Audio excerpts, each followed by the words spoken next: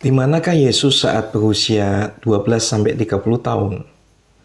Nah, kontroversi yang berkembang, ada pandangan-pandangan yang beredar di masyarakat mengenai di manakah Yesus saat ia berusia antara 12 tahun sampai 30 tahun, yaitu periode 18 tahun dalam hidupnya yang tidak tercatat di Alkitab. Banyak versi yang berusaha menjelaskan keberadaan Yesus pada masa tersebut. Ada yang menyebutkan bahwa pada masa itu Yesus pergi ke India untuk belajar sehingga ia bisa melakukan berbagai mujizat. Ada juga seorang penulis buku yang bernama Andreas Faber-Kaiser dengan judul buku Jesus Died in Kashmir. Ia mengatakan bahwa Yesus pergi ke Tibet untuk mempelajari pengertian mengenai ilahi dan mempelajari hukum-hukum Buddha. Ia juga menulis bahwa Yesus tidak mati dan naik ke surga, melainkan pergi ke Kashmir untuk menyembuhkan luka-lukanya dan tinggal di sana, kemudian menikah, punya anak, dan meninggal pada usia lanjut. Sebagian dari umat Kristiani mungkin merasa kesal dengan tulisan-tulisan tersebut, namun suka atau tidak suka, hal-hal yang demikianlah yang tersebar dan mempengaruhi pandangan masyarakat umum. Sebagai orang percaya, saya berusaha menggali dan menganalisa fakta-fakta di Alkitab dan sejarah budaya Yahudi untuk meluruskan persepsi yang keliru dan tidak historis tersebut dengan memberikan jawaban yang alkitabiah dan sesuai fakta. Nah, pencatatan usia Yesus, eksistensi Yesus sebagai manusia pertama kali dicatat ketika malaikat Gabriel datang kepada Maria dan mengatakan bahwa ia akan mengandung dari Roh Kudus.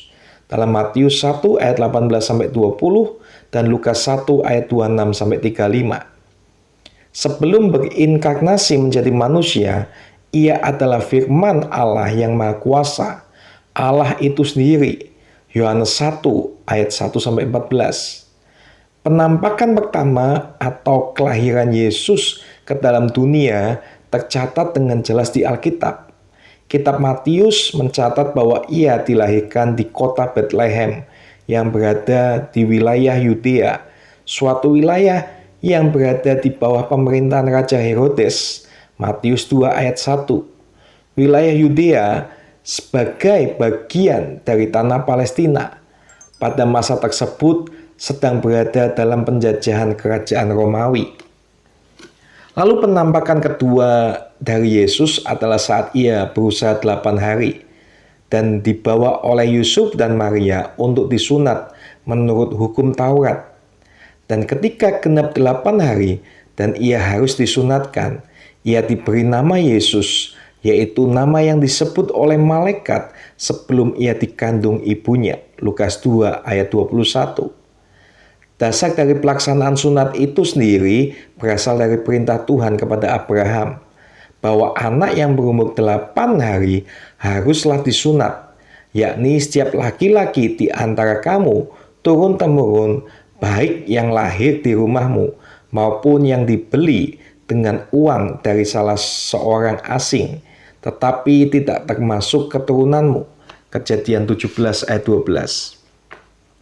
Setelah genap waktu pentahiran, yaitu 40 hari setelah Maria melahirkan Yesus, maka menurut hukum Taurat Musa, Yusuf dan Maria membawa Yesus ke bait Allah di Yerusalem untuk menyerahkannya kepada Allah. Seperti ada tertulis dalam hukum Tuhan, semua anak laki-laki sulung harus dikuduskan bagi Allah dan untuk mempersembahkan korban menurut apa yang difirmankan dalam hukum Tuhan, yaitu sepasang burung tekukur atau 2 ekor anak burung merpati. Penyerahan kepada Allah ini disaksikan oleh Simeon dan Hana. Kemudian dalam tradisi Kristen, penyerahan seorang anak kepada Allah disebut sebagai penyerahan anak. Yesus berusia 40 hari saat diserahkan kepada Allah sesuai dengan hukum Taurat. Alkitab kemudian menulis, dan setelah semua yang harus dilakukan menurut hukum Tuhan, kembalilah mereka ke kota kediamannya, yaitu kota Nazaret di Galilea. Anak itu bertumbuh besar dan menjadi kuat, penuh hikmat, dan kasih karunia Allah ada padanya. Penampakan ketiga adalah ketika Yesus berusia 12 tahun. Injil Lukas 2 ayat 42 menulis ketika Yesus telah berumur 12 tahun, pergilah mereka ke Yerusalem seperti yang lazim pada hari raya itu. Dari uraian ayat-ayat di atas, kelihatan bahwa Yesus selama ini, yaitu sejak kelahiran hingga berusia 12 tahun, selalu berada bersama orang tuanya di kota Nazaret yang berada di wilayah Galilea. Lalu penampakan keempat menurut catatan Injil Lukas adalah ketika Yesus berusia 30 tahun.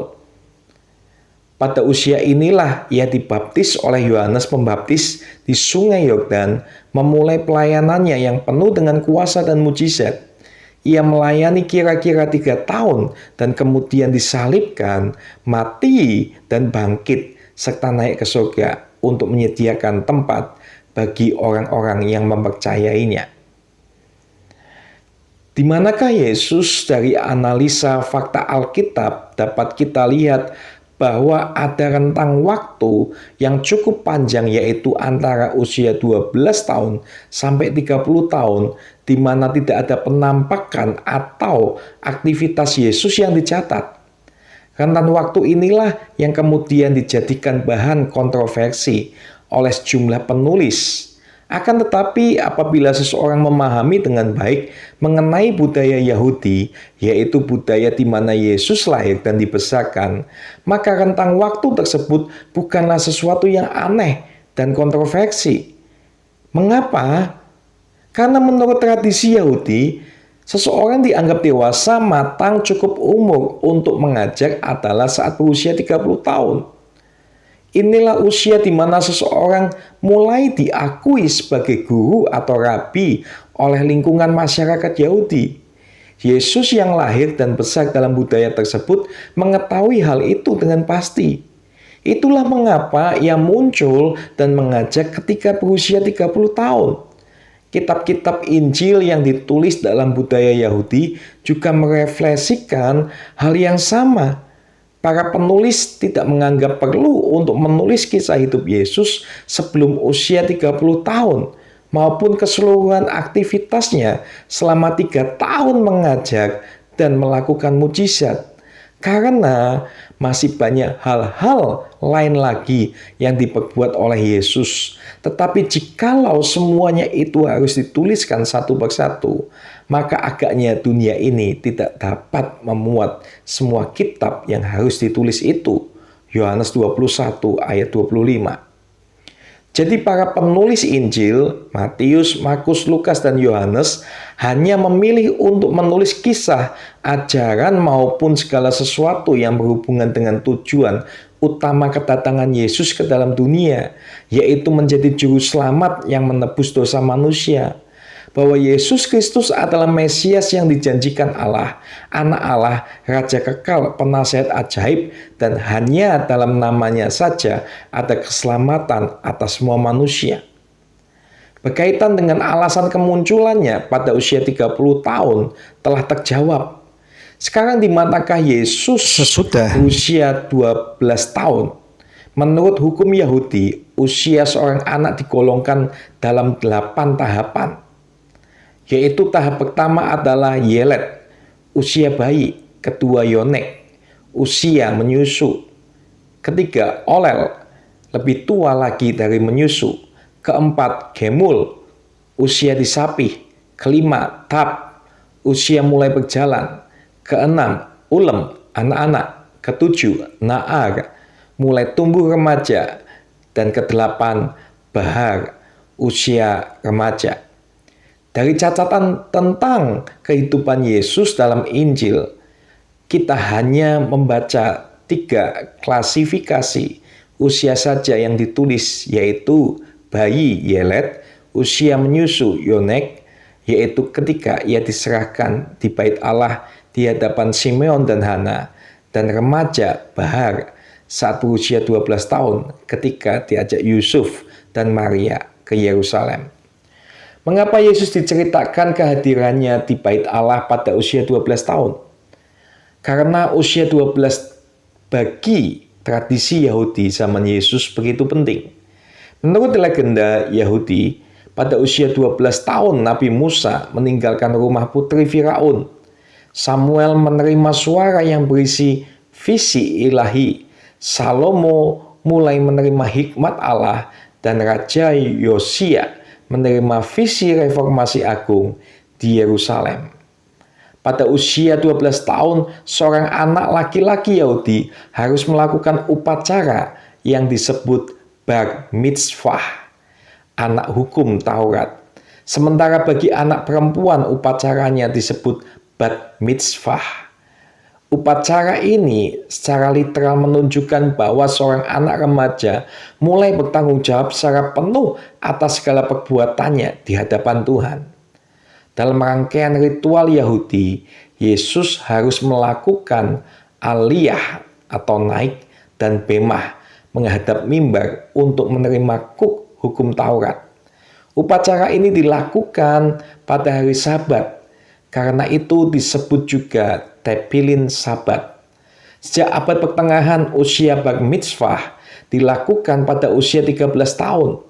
Menurut literatur Yahudi abad pertengahan, Sefer Gilgulim, semua anak Yahudi sejak usia 12 tahun mulai menerima ruah atau roh hikmat, dan pada usia 20 tahun ditambahkan baginya nishama atau jiwa akali. Mulai usia 20 tahun, seseorang harus memasuki sekolah khusus Yahudi, Bet Midrash. Sedangkan tahapan-tahapan pendidikan Yahudi sebagai berikut. Mikra, membaca Taurat, mulai 5 tahun, membaca Misna, mulai usia 10 tahun. Mempelajari Talmud pada usia 13 tahun. Zaman Yesus 12 tahun. Studi Midrash, tafsir ayat kitab suci, pada usia 20 tahun dan sejak usia 30 tahun baru boleh mengajar di depan muka umum dan khalayak ramai. Bagaimana dengan Yesus? Sebagai seorang anak, ia menempuh semua proses pendidikan Yahudi tersebut. Ia menempuh pendidikan seperti halnya anak-anak Yahudi lainnya. Di luar waktu sekolah, ia membantu orang tuanya untuk membuat perkakas dari kayu. Alkitab mencatat, setibanya di tempat asalnya, Yesus mengajar orang-orang di situ, di rumah ibadat mereka. Maka takjublah mereka dan berkata, dari mana diperolehnya hikmat itu dan kuasa untuk mengadakan mujizat-mujizat itu? Bukankah ia ini anak tukang kayu? Bukankah ibunya bernama Maria dan saudara-saudaranya Yakobus, Yusuf, Simon, dan Yudas?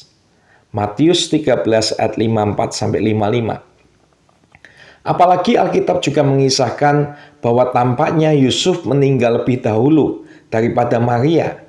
Maka sesuai dengan tradisi Yahudi, sebagai anak sulung, secara sosial ekonomi, Yesus harus menjadi tulang punggung kehidupan keluarga untuk membantu ibunya Maria. Hari-hari kehidupannya diisi dengan studi dan membantu ekonomi keluarganya. Jadi kita bisa simpulkan dari tahapan-tahapan pendidikan Yahudi pada zaman Yesus, latar belakang agama, budaya, dan sosial ekonomi, jelas bahwa kontroversi cerita-cerita mengenai 18 tahun kehidupan Yesus yang tidak tercatat sama sekali tidak mempunyai landasan yang kuat secara historis. Berdasarkan analisa yang sudah dipaparkan, selama 18 tahun tersebut atau saat berusia antara 12 tahun sampai 30 tahun, Yesus tinggal bersama keluarganya di Nazaret. Ia menempuh pendidikan seperti layaknya anak-anak Yahudi dan juga membantu orang tuanya sebagai tukang kayu. Mengapa kisah kehidupannya baru dicatat mendetail setelah usia 30 tahun?